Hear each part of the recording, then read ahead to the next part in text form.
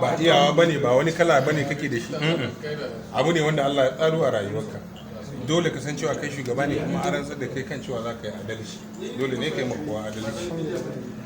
Batun magana haci kuma waɗanda suke cewa an bari ko sun ji shiru, kila ni ma sun mani nisa ne, amma in suka bincika za su yi cikakken bayani. Kuma nan gaba ba da ba za mu sa rana kamar yadda gidan rediyon kuke yayatawa, za ka ji an yayata. Za mu ɗauka abinci mu sake saka mutane kan rahusun su saya su je su sarrafa su ci abinci.